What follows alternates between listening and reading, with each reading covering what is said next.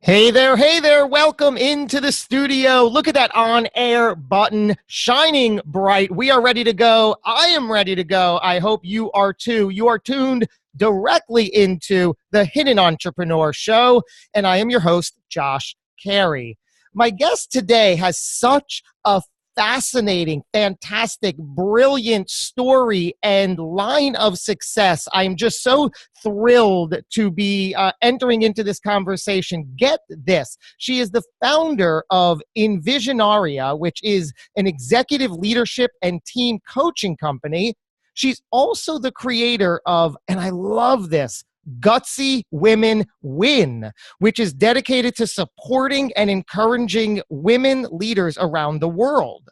To make matters even better, she's the author of the best-selling books, Gutsy Women Win, How to Get Gutsy and Get Going, Gutsy Leaders, 140 Bits of Wisdom to Build Great Teams with Vision and Compassion, and perhaps one of my favorites, Success Starts Today, which features herself and the Jack Canfield. Cannot wait to hear about all that. Her vision through the connections you make, the support you receive, and the inspiration you find in and give to others. You have the power to make your dreams a reality. Let's turn the microphone over and please help me welcome, it's our guest today, Pat Obuchowski. How's it going, Pat? It's great. I'm doing really excellent today. Thank you, Josh. My absolute pleasure. So yes, thank you. Thank you. So you have, it seems like you've cornered the Gutsy brand. So let's dive right into that. How do you define gutsy? What does that really mean to be gutsy? Yeah, for me, the way that I define gutsy is all about having the courage to be able to step into something that you may never have done previously, merely because you know that you are the one that must do it in the world, in your world. Right? And by world, I simply mean in our families, in our neighborhood, in our community, in our work environment. You know, even in the world, should that be the place that you want to go and have an impact? But it just means with a little bit of grit and determination to go to that place where you feel the gulp. You know, do you know Mm. what I'm talking about when I think Ye- when you feel the gulp? Oh yeah, right in your gut there, which I guess now I'm looking at it is a root of gutsy. Yeah, exactly. So gulp is really that scary, exhilarated feeling that you get when you're trying something that you've never done before. And usually it's that point that either we go back into our comfort zones or we move forward into what it is that is driving us forward. What is the hunger that is pulling us forward? So I just say, feel the gulp and do it anyway, right? Mm. Now, when we talk about gutsy, that is certainly not simultaneous to the word reckless, right? It's a completely different direction. Oh, it's a direction than reckless. Gutsy, is really all about creating the intention and being on purpose, to what it is. It is really about determination, you know, just determination and being able to express your passion. That's really what Gutsy is all about for me. So I love how you gave the example that when you get that gulp feeling, which is really a great, fantastic visual, when you get that feeling, you have a choice, one of two choices, either step forward or retreat backwards. And if you retreat backwards, typically it's going to be out of fear. Is that what you found working with your clients? I have definitely found that is, and to be quite honest with you, it's not even a stepping back. Sometimes it is, Josh. Sometimes it is a stepping back, but sometimes it is just staying in the same place. Because we as human beings love to feel safe. Honest to God, we do not like change. We love our safety. We love our comfort zones. And I'm not saying comfort zones are good or bad because they're just habits that we do every day.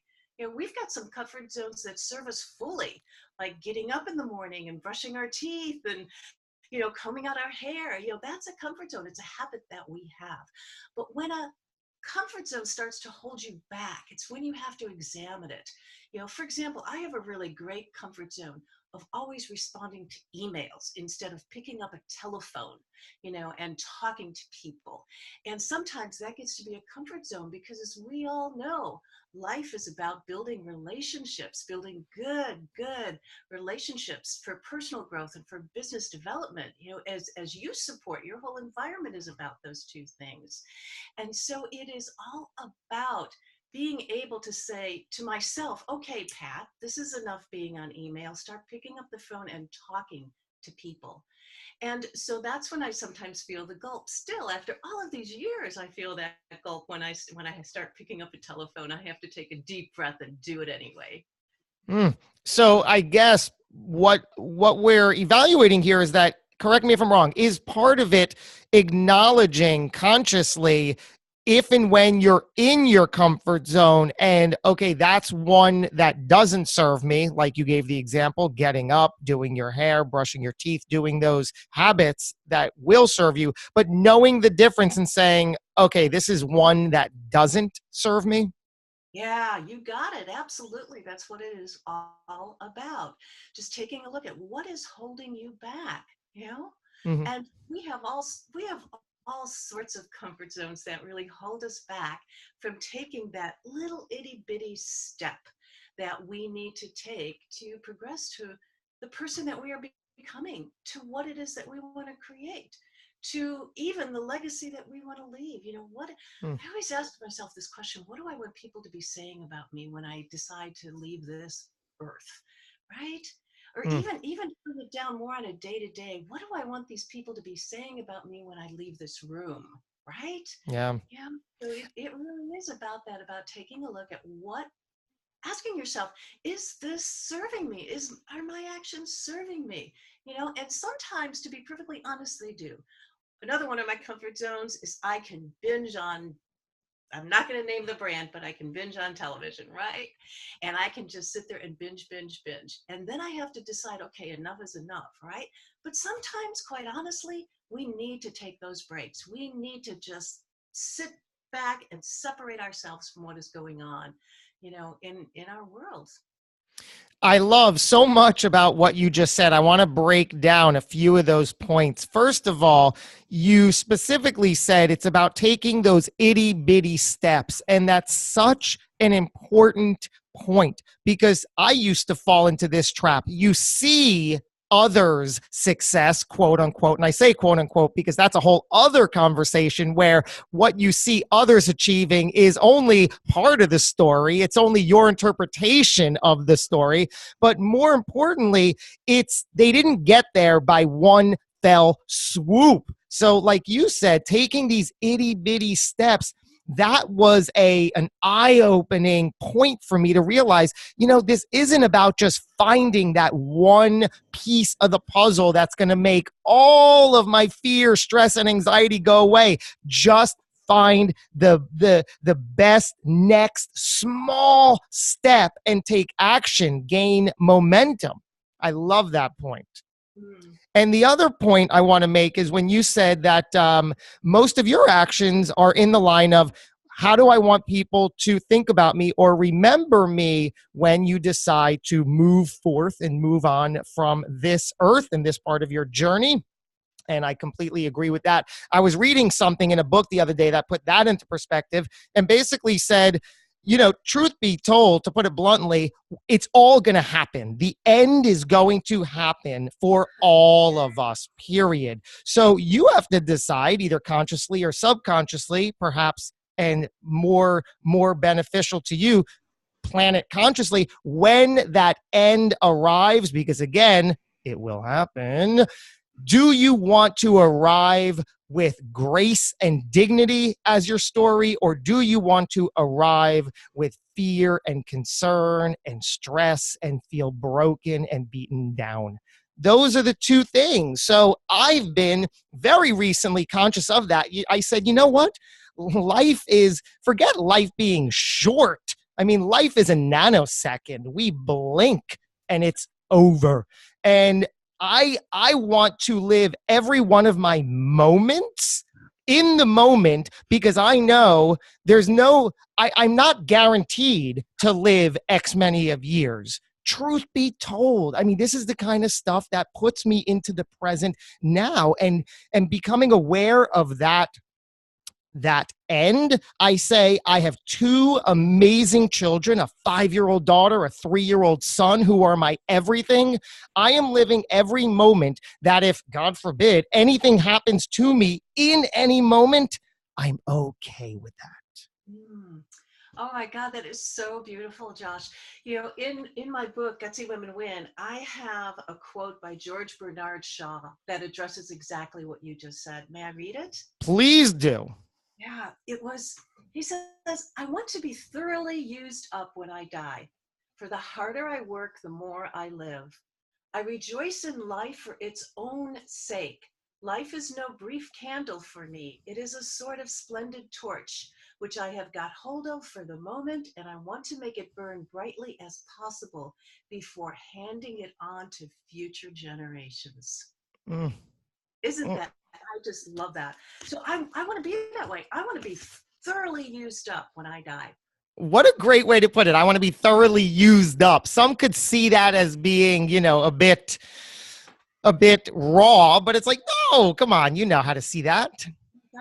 Exactly. You know how to see that. And so, sometimes when I'm faced with decisions that I have to make, which direction that I have to go into, and granted, these life decisions are sometimes really, really challenging to make. The question I ask myself is this the best use of me? Is this the best use of me? So you mentioned something just a little bit earlier about it being our choices being conscious and intentional. And yes, that's what we need to do.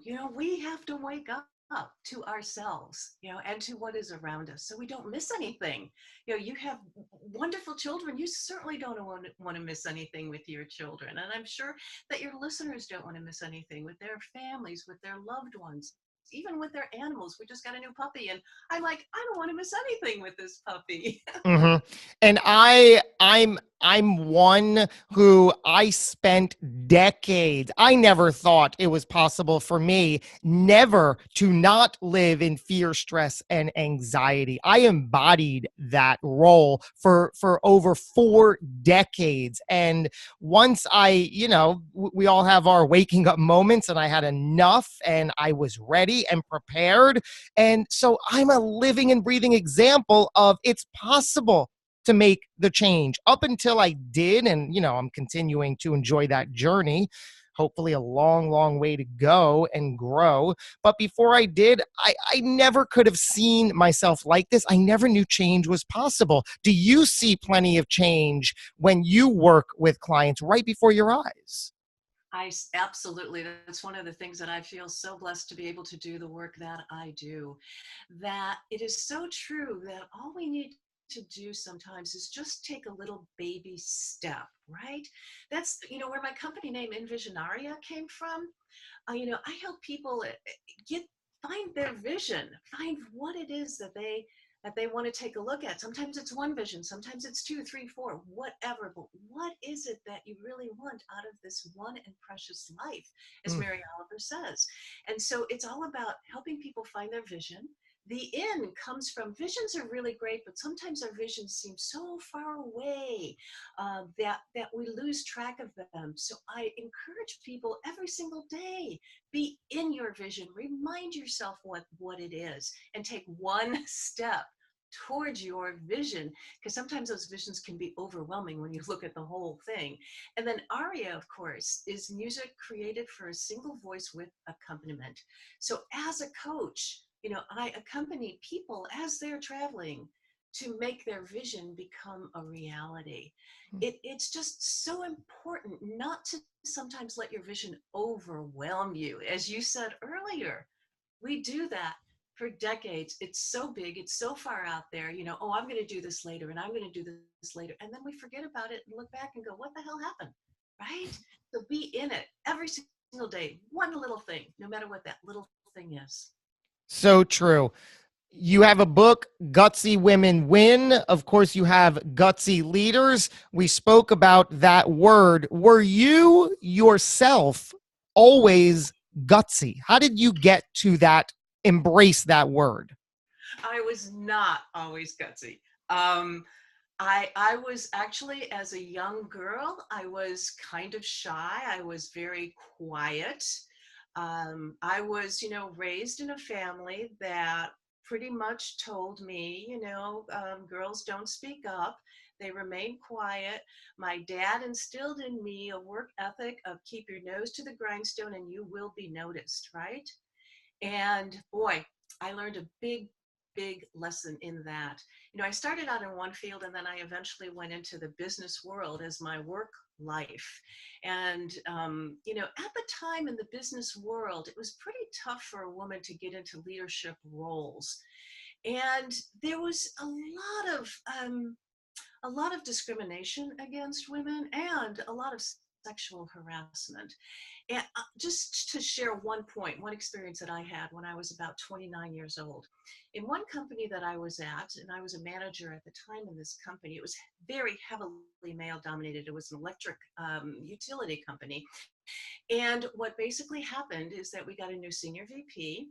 And I went to introduce myself, walked into his office. He had his legs up on his desk, leaned back in his chair, very dominant position. And I just walked in and I put my hand out and I go, hi, Scott, Scott, which is not his name, but hi, Scott, hi, Scott, I'm Pat Obuchowski. Really, nice to meet you. How do you do? And he just lay there, didn't change his position, looked me up and down and back up again. And he said, don't you mean, who do I do? And I have to tell you, at that moment, I was stunned. I didn't even know what to say. I didn't know how to address it. I didn't have the guts to be able to say to that individual, wow, that was wrong. What you said was very wrong, and you should not ever say anything like that again. And many of those types of innuendos and situations happened to me when I was a woman in business, younger, until I learned I have to find my voice. I have to learn to speak up. I have to learn to say no. That is not acceptable behavior, and I am the only one that sets those boundaries for me. So that's just, one small example. And my book, Gutsy Women Win, is really dedicated to women because I don't want anybody to feel that ashamed of something that was not their fault, right? Wow, so much I want to backtrack and connect the dots. Growing up as a young child, you started that that era, but paint the picture a little more specifically for us. What were you like as a child? What was your family and home life like? The vibe, the energy? Yeah, I was raised in a lower middle class in the city of Chicago, and I'm second generation, and I had two parents who were both working, blue collar workers. I had an older sister that was 10 years older and an older brother that was 7 years older. So I came out, and by the time I came out, pretty much my mom and dad were kind of done with all of the kid things that you do with your first couple of children. And I learned at a very, very, very young age because my dad had an 8th grade education, my mom, I think maybe a 6th grade education. And I learned at a very young age not to ask for help when it comes to schoolwork. So I learned that I needed to learn things all by myself. So that's the other thing I think that, I don't know, we as women have a hard time doing, and that is asking for help. Really another thing. But I think I was raised in a pretty typical family. The thing that I so appreciate most about both my parents is that they really only wanted me to be happy in my life, regardless of what my choices were. And I can tell you, there were sometimes they did not agree with my choices, but they always asked me the question, are you happy? So I'm very grateful to them for that. It's so interesting because very similar to you, I'm the youngest of 3 sons. I know you have an older sister there, but the age ranges are quite similar. My older brothers are 9 years and 6 years older than me. So there's that gap. So like, I'm like nodding along as you're saying that. When I came to be, it was like, okay, and we have a third son, not the daughter they were hoping for. So put all that together and you get quirky old me, who, like you, had to navigate everything by themselves and figure it out. And my parents weren't terribly school educated either. God bless them. And, and it sounds like a little differently for you, but I wasn't a student. I was not interested. I didn't care. Nobody cared around me. So I just sort of fudged my way through. So when you were then going through high school, what were the high school years like? What was your vision and determination like there? Gosh, I went to an all-girls Catholic high school, right? And every single year I wanted to get out. I just did not like it at all. I wanted to be in a school where boys were, of course, right? But many years afterwards, I am so grateful for that education. And the more I read about schools that, are separated from the two sexes, especially at that age, the more I value the education that I received without having that type of competition, if you will, without that having to do that typical dumb down that I think a lot of young girls do in schools, where there are both boys and girls. Perhaps not so any longer, but I still think that that is very, very applicable. So I'm really, really grateful that in the end, my mom and dad kept saying no. Every year I would ask them, get me out of here, get me out of here. And they would say, absolutely not, no. And it also taught me a lot, and this is more in the arena of sports, because I was very active, very athletic, actually, in later grammar school and in high school and in early college.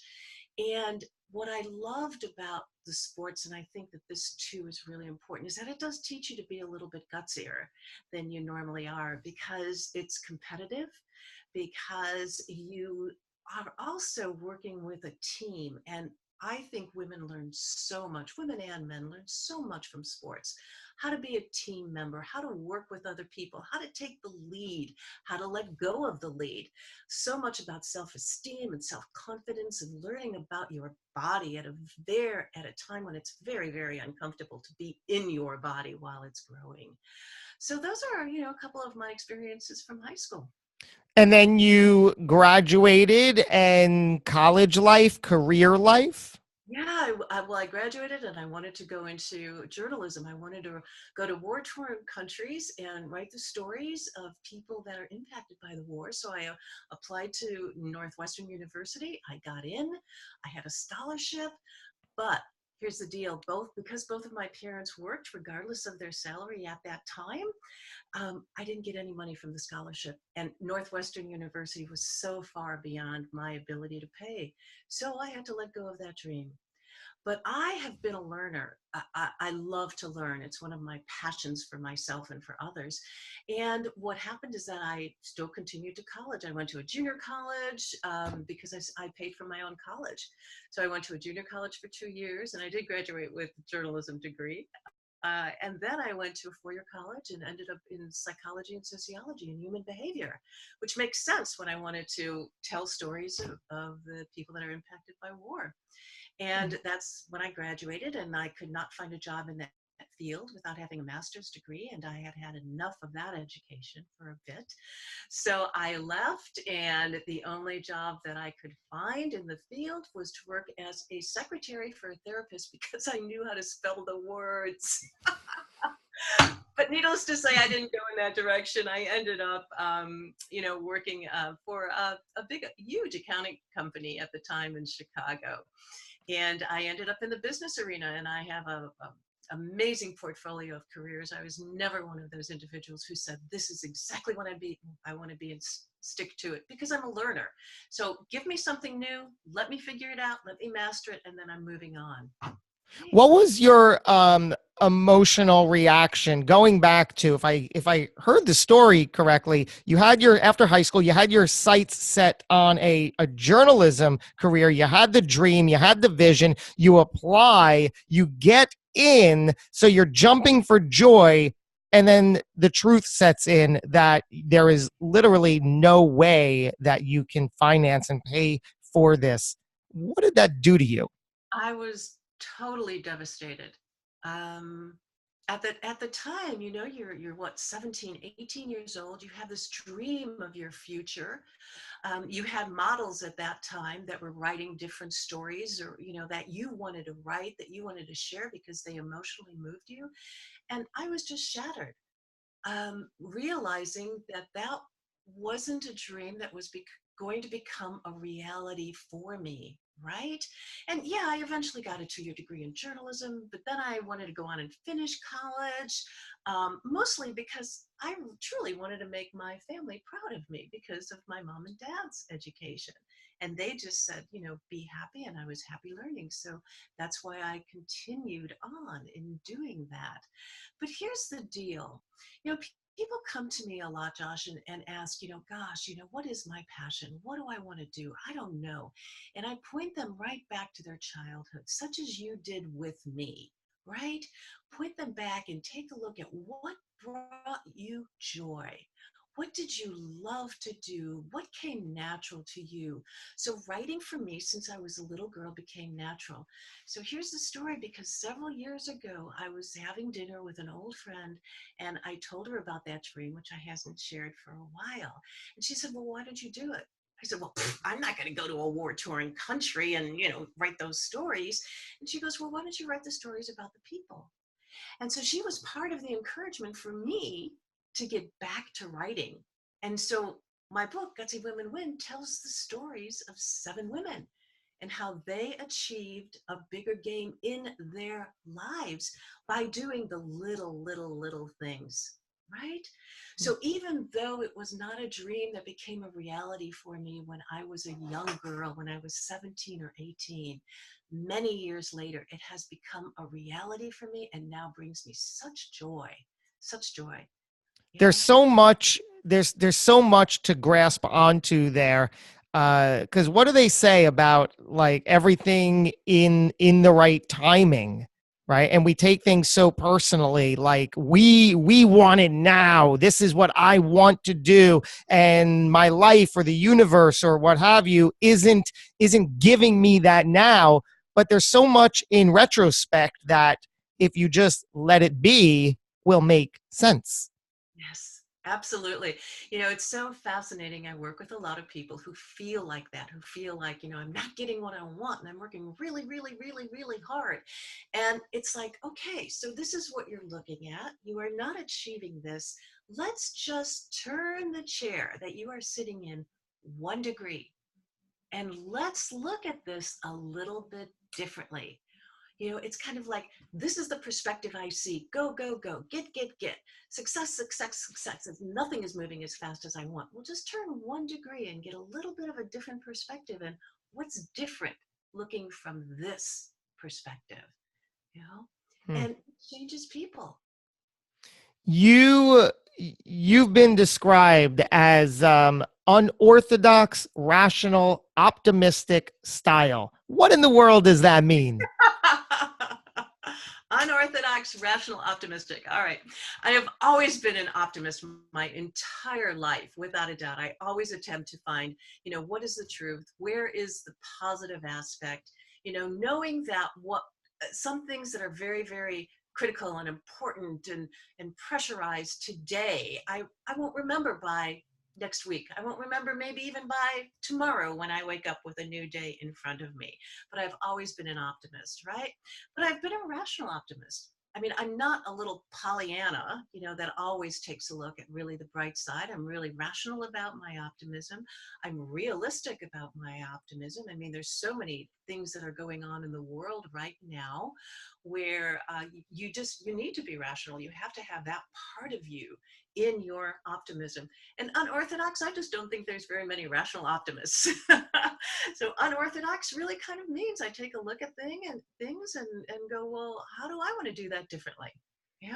Hmm. Instead of really continuing to do the same things over and over and getting the same results, right? I know. There's one of your other credentials is Success Starts Today, which features you and Jack Canfield, America's #1 success coach, and also perhaps more commonly known as the co-author of Chicken Soup for the Soul series. How did you hook that up? Yeah, so here's the deal on that. Um, I learned when I started my own business, which I've been in my business for 17 years now, which I'm just totally amazed. I started putting my stake in the ground only 2 years. I'm just going to do this for 2 years, and here I am 17 years later. And what basically happened is that as I started to write my first book, Gutsy Women Win, I started to seek the advice of professionals because I went down this rabbit hole, as learners do, this rabbit hole of doing all the research myself. I'm going to self-publish. I'm going to do this. I'm going to do that. And it was like, wow, this is a lot of time. I need to hire some experts. So I found a group of people and I started to work with them out of the East Coast, who helped me with everything related to publicity, to publishing, to marketing, to promoting your book, to how to do interviews like I'm doing with you, a wonderful group. And one of the offerings that they had was to be able to go in a small group to Jack Canfield's home for 3 days and get feedback, from Jack Canfield and a couple other experts. Sign me up. I know, it was an amazing experience, just amazing. And I found that I learned so much, not only from the input that I had on my specific questions, which related to how to brand Gutsy Women Win, but also from everyone else around me, because there's so many brilliant people that are around us that we need to listen to them. We need to stay awake to what they are saying. And that's how I got involved in Jack Canfield. I actually didn't even know who he was before I did this. And so I met Jack. I went back for a second time. I am certified in his Success Principles training company. And I'm actually going to be seeing him again in September because the book, Success Starts Today, is now an award-winning book. And that's how I got involved with Jack Canfield. Love it. Least of which is a point you made, which is so important to reiterate. It's the fact that you knew you couldn't or shouldn't build what you're building alone. And I know I see it. I was there. I see it so often. People think, entrepreneurs, business owners, oh no, I'm going to do it. I'm going to do it. I can't afford anybody else. I don't want anybody else. It's me. It's my vision. Nobody can do it like I do it. Nobody sees it like I do it. I say phooey, if that is actually a real word. And it's all about the collaboration with others. And that's where the magic happens. Is that true? That is true for me. I have found that out. And I, very similar to you, struggled for years, doing it all by myself. As I said earlier, I learned how not to ask for help at a very, very young age. And not to ask for help. And then all of a sudden I decided, you know what, this isn't fun for me. I am getting no joy from this. And I also found out a really big secret, Josh.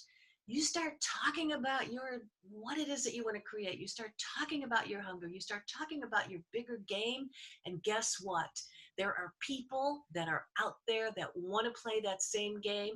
They just don't know how. And maybe you're the one to show them. And I have just gone out and really found these amazing opportunities for people who are willing to come along with me, at very low fee, or some even, no, I'll give you advice. Yes, I will be on your personal board of directors, and some, of course, you need to put money out. But man, I tell you, that money has come back. I can't even tell you how many fold. But it has all been worth it, not only in the knowledge I've got, in the direction I've got, but also in the connections and the support that I get, which is critical for those of us that are entrepreneurs, especially pretty much solo entrepreneurs. So the way I've heard it recently is be the client you want to attract. If you're tight with your money, for example, and refuse to spend, or dare I say invest, you have to be the client you want to attract. Does that make sense? That makes total sense. Total sense. And it's to me too, it's a little bit about modeling, how we model behavior to our clients also. Hmm. I want to go back for a minute to your late 20s, early 30s, when you were in that office and you were face to face with Scott, not his real name, and that was your first insight to that atrocious dialogue. And you said it happened more and more until you were able to, like you said, learn to find your voice and set boundaries. So many of us, in one way or another, I spent years and years and years thinking I had a voice. There was no voice. Thinking I had boundaries. I knew there were no boundaries. I let whatever happen, happen. What was the breaking point for you? How and what did it look like when you found that voice and set those boundaries? Hmm. I don't actually think it was a breaking point. I think it was a progression of determining what was acceptable to me and what was not acceptable to me. And I reached that point through many different ways, through many conversations with others to find out that I was not the only one that was experiencing this, not only in the company, but with other, professional organizations that I belong to, but also doing a lot of self-exploration, a lot of work in taking a look at my life and what did I value in my life and how did I value myself? That was really the big one. How did I value myself? And did I think that I was worth being respected more and being, oh, you said these words and I love them, being held by another human being with grace and dignity. And that's what I found out was very important to me. And once I got that perspective for me, once that I made that determination that I want to be respected, I want to be held with grace and dignity, that seems to be, again, progressively. It wasn't easy to speak up, but I was able to say, no, your behavior is unacceptable. And my life changed when I said that. When I started to say no more frequently, it changed significantly. And actually, I am the woman today that I never, ever imagined I would become.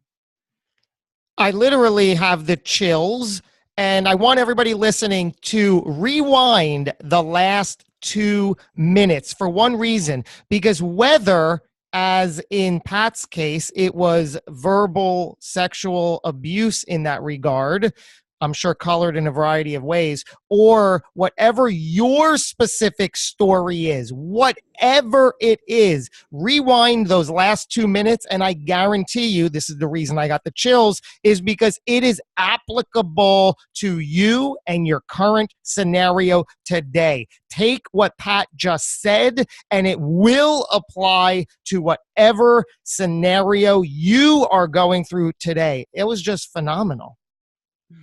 Thank you. What is the mantra you live by today? The mantra that I live by today is one day at a time, one day at a time. And if it gets so hard that a day is too long, I cut it down to 1 hour at a time. And if that gets too long, I cut it down to just this minute, right? Because this is all I have. And I know that. Yeah, it's brilliant. It's all anybody really has is the now, and it's the mindset I'm in currently, is living in the now. And as you said, it's either about days, or life is a series of individual moments. Every moment happens right now. You stack them on each other, which goes back to the theme of this episode, which is take one small step. I absolutely love that. What, looking back on your life, what advice would you give your younger self? Oh, what would I tell my younger self? Oh my gosh, there's so many things. I think I would tell my younger self to learn how to ask for help, that help doesn't mean that you're surrendering or that you're not smart. It just means that you need more knowledge in an area that you're not knowledgeable about. So why not ask for help? I would also advise my younger self to let go of worry. Let go of worry, because as I said earlier, not only the things that we think we are in crisis about, we won't remember a week from now, but all of the energy that we waste in worrying about something where, in my experience, 99% of the time, it never, ever happens. So those are Hmm. just a couple bits of advice. Oh, yeah. And of course, get gutsy and get going. Certainly.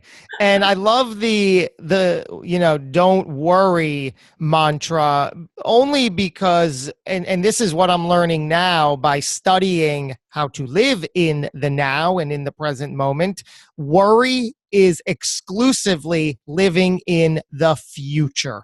That is all it's about. So the more you're able to reduce those compromising thoughts of the future, stop giving it excuse or momentum or validation, and you will literally not only worry less, but you will rid yourself of all worry, which I believe is a positive trait. Do you believe, Pat, that everything happens for a reason? I do. I do. I have found that to be so true in my life. The challenge, of course, and I think you are well aware of this, Josh, is that we just don't always see the reason when things happen. But you know what? I've also found that sometimes we have to let go of the search of the reason of why something happens and just accept that happened. What have I learned from it? And what can I do maybe to change it in the future?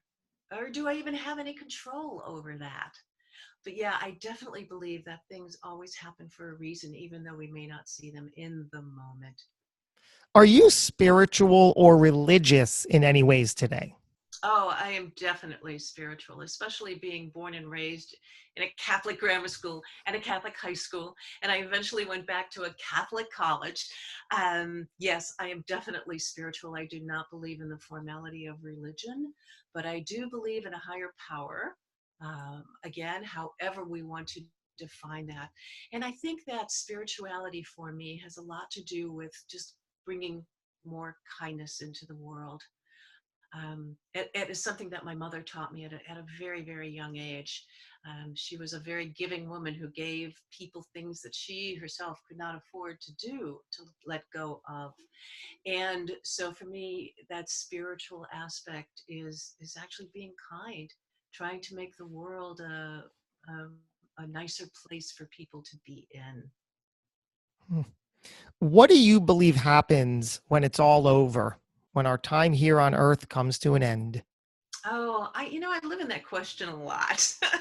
And when our time comes to the end of our life here on this beautiful, beautiful planet, I'm going to miss this planet a lot when I leave it. I really like to believe, because I don't think we really know, but I like to believe that, we are the whole concept of souls, and that our soul lives on forever, and that we will come back to this earth in one form or another, and that we will serve our life purpose, whatever that might be, over and over and over again. How joyful that would be. So because it brings me joy to think that way, I think that way. You have any fear around that time? um, Not right now. I think the only fear that I have around that time is that the end of my life is going to be, long and painful, and it will be an illness. I do not want to die that way, and I don't think anybody dreams of dying that way. But I'm no, I have no fear about dying right now. I feel I have served a purpose. There's still plenty of things that I want to do, without a doubt. But right now, I'm not afraid. Leave us with one of those things. What's next? What's on your horizon there? What's next is that I am going to continue doing my work to help support women in leadership. I believe, and always have believed as an activist and an advocate, that women need to get strength in two areas. Number one, we need more money. So I truly support women in business and their work environment. And number two, we need more women in the political arena. We need legislation changed to help support women in our needs. Brilliant and beautiful. I will leave you with this one final question that we alluded to earlier on, actually. And it's this: how would you, Pat Obuchowski, like to be remembered? I would like to be remembered as a woman who was kind, a woman who was giving and cared for other people. That's it. Well, obviously, right on track. It's the gutsy woman herself. It's Pat Obuchowski. I love it. This has been, it's just been fulfilling. And I mean that in every way possible. Thank you, Pat, for giving us your all, for opening up with your candor and spending your time with us today. You're quite welcome. Thank you, Josh. It's been an honor and a pleasure. I really appreciate that. I appreciate you, and I appreciate everybody tuning in to this episode. I'm sure you feel amazing. I hope that it's been inspiring and, dare I say, a bit motivating, so you can take something and go forth with it to help you change the world or change your world in any way you wish. It is possible. I'm living proof. Let's do it all together. And until we do this again, go get 'em.